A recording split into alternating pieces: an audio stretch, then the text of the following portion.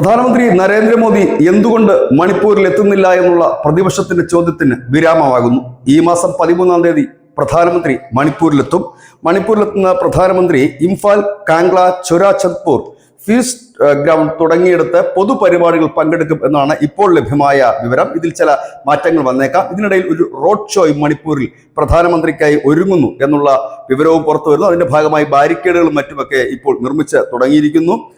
ഇതിനോടൊപ്പം തന്നെ ഒരു വലിയ നീക്കം കൂടി BJP-യുടെ ഭാഗത്തുനിന്നുണ്ടാകുന്നു. BJP ഈ മാസം പകുതി തൊട്ട് അടുത്ത മാസം പകുതി വരെ രാജ്യത്തെ എല്ലാ വീടുകളും കയറി ഇറങ്ങിക്കൊണ്ട് സ്വദേശി ഉൽപ്പന്നങ്ങൾ വാങ്ങുന്നതിന് വേണ്ടിയിട്ടുള്ള ഒരു പ്രചരണം, അതിനു വേണ്ടിയിട്ടുള്ള ഒരു മോട്ടിവേഷൻ നൽകുന്നു.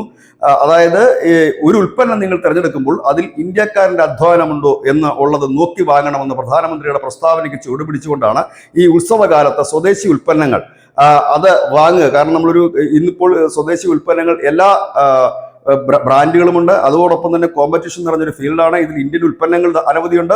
മുൻകാലങ്ങളിൽ നിന്ന് വളരെ വ്യത്യസ്തമാണ്. കാരണം വിദേശ ഉൽപ്പന്നങ്ങളോടൊപ്പം തന്നെ ഇന്ത്യൻ ഉൽപ്പന്നങ്ങളും ഇന്ത്യൻ കമ്പനികളും ഒക്കെ അനവധിയുണ്ട്. അതുകൊണ്ട് തന്നെ നിങ്ങൾ തിരഞ്ഞെടുക്കുമ്പോൾ കഴിവതും ഇന്ത്യൻ കമ്പനികൾ തിരഞ്ഞെടുക്കുക എന്നാണ് ആ പ്രചരണത്തിന്റെ അർത്ഥം. അതായത് ഒരേ സമയം തന്നെ ഈ താരിഫ് ഉയർത്തുന്ന ആ വലിയ ആഘാതം മറികടക്കുക നമ്മുടെ തദ്ദേശീയമായ വിപണി, ഈ വിപണി കണ്ടുകൊണ്ടാണല്ലോ പല രാജ്യങ്ങളും ഇവിടേക്ക് കടന്നു കയറാൻ ശ്രമിക്കുന്നത്. അപ്പോൾ ആ വിപണി കൂടുതൽ സജീവമാക്കി മുൻപോട്ട് കൊണ്ടുപോവുക എന്നുള്ള ലക്ഷ്യം കൂടിയുണ്ട്. ഒപ്പം മണിപ്പൂർ എന്നുള്ള ഇടയ്ക്കിടയ്ക്ക് പ്രതിപക്ഷം ഉന്നയിക്കുന്ന, കുറഞ്ഞ പക്ഷം കേരളത്തിലെങ്കിലും മാധ്യമങ്ങൾ ഉന്നയിക്കുന്ന മണിപ്പൂരിനും ഇതോടുകൂടി വിരാമമാവുകയാണ്. News desk news India Malayalam.